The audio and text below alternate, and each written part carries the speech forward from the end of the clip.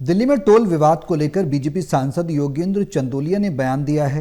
उन्होंने कहा है कि विवाद को जल्द सुलझाया जाएगा। योगेंद्र चंदोलिया ने आम आदमी पार्टी पर भी हमला बोला और कहा कि सीएम के बयान को लेकर आपका ट्वीट उनकी बौखलाहट को दर्शाता है। आर्टिफिशियल रेन की मंजूरी मिली है, उसको लेकर भी योगेंद्र चंदोलिया ने कहा कि यह सरकार का जनता के लिए एक बड़ा कदम होगा। हमारे संवाददाता प्रणय शर्मा ने बात की है बीजेपी सांसद योगेंद्र चंदोलिया से। इस वक्त हमारे साथ बीजेपी के सांसद योगेंद्र चंदोलिया मौजूद हैं। सर, आपकी ही संसदीय क्षेत्र में टोल का मुद्दा काफ़ी ज़्यादा ज्वलंत है। कल आपने आंदोलन के जो दोनों पक्ष हैं उनकी मुलाकात केंद्रीय राज्य मंत्री से भी कराई।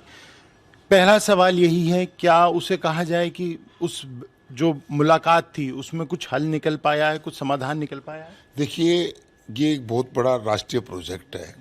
लगभग 13,000 करोड़ रुपए का प्रोजेक्ट है, जो लोगों की दिल्ली की सुविधा के लिए, केवल दिल्ली के लिए नहीं, अपितु हिमाचल, हरियाणा, पंजाब से लोग और जो एयरपोर्ट जाने वाले लोग जो घंटों जाम में फंसते थे, अगर आज रोहिणी के व्यक्ति को एयरपोर्ट जाना पड़ता है तो उसको मिनिमम 1.5 से 2 घंटे लगते हैं। आज वो 20, 25, 30 मिनट में पहुंच सकता है। लेकिन ये जो गांव के लोग जो हैं, वो जो आंदोलनकारी बने हुए हैं, उनका ये कहना है कि हमारी जमीन कोड़ियों के भाव ली है। राष्ट्रीय हित के अंदर जब मेट्रो बनी थी तो मेट्रो भी इसी प्रकार से बनी थी। कुछ चीजें ऐसी होती हैं जो लाइफ लाइन होती है। ये प्रोजेक्ट एक लाइफ लाइन है दिल्ली के लोगों के लिए, जाम से निजात दिलाने के लिए। 350 रुपये का पास जो है कंसेशनर उनका बना रहा है। अब तक 5,000 लोगों ने पास बनवा लिया है। लोग आंदोलन करना नहीं चाहते। कुछ लोग जो हैं वो आंदोलनकारी हैं। उनका ये भी कहना है कि प्राइवेट व्हीकलों के साथ साथ कमर्शियल व्हीकल भी टोल मुक्त होने चाहिए। देखिए, उनसे जो बात हुई थी कल वार्ता में, प्राइवेट व्हीकल की बात थी जी। और उसके लिए एक पास भी बन रहा है और वह टोल वाले भी जो है उस पर टोल फ्री हो इनका कमर्शियल वाहनों का। अब आप ये बताइए कि आप इतने बड़े प्रोजेक्ट को इतना सस्ता क्यों समझ रहे हैं? कमर्शियल जो काम करे कमर्शियल टैक्स देगा। तो ये बातें जो है उनकी राजनीति से प्रेरित नजर आ रही हैं कमर्शियल की जब बात होती है तो। लेकिन अगर वो अपनी बात रखे, हमने हर्ष मल्होत्रा जी से मिलवाया, हमारे माननीय मंत्री जी से, कमलजीत शेखावत जी भी थी, हमारे 2 एमएलए भी थे। हमने अब प्रपोजल जो क्या है कि ये पूरे देश का प्रोजेक्ट है, किसी भी एक जगह के लिए किसी को फ्री नहीं किया जा सकता, ऐसा हर्ष मल्होत्रा जी का दावा था।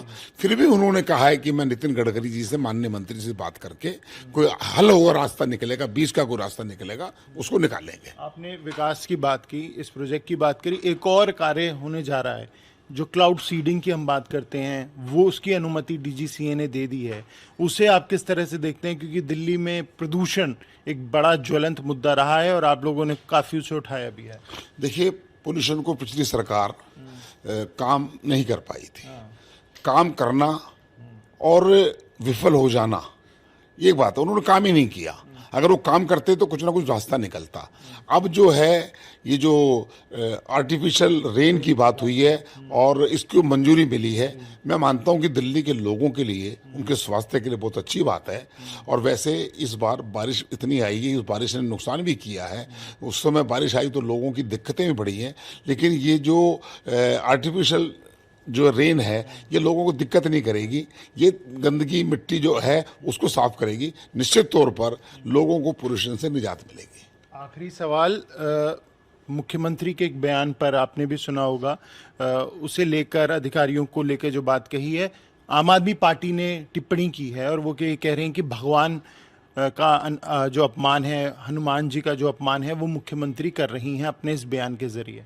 देखिए, मुख्यमंत्री जी कभी भी भगवान श्री राम, हनुमान, देश के देवी देवताओं का, सनातन पद्धति का कभी मुख्यमंत्री ऐसे कोई बयान नहीं देती है। उन्होंने किसी संदर्भ में कोई उदाहरण दिया होगा और वो कह रहे हैं कि हनुमान जी का अपमान हो गया।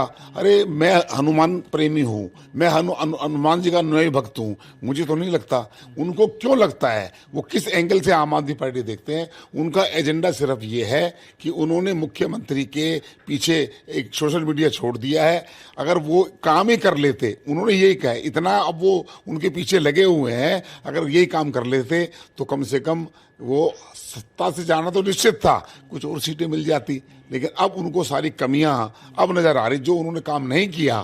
तो अब सरकार, रेखा गुप्ता की सरकार काम कर रही है, तो उनको परेशानियां होती नजर आ रही है। शुक्रिया। कैमरा पर्सन मुकेश के साथ प्रणय शर्मा, टोटल टीवी, दिल्ली।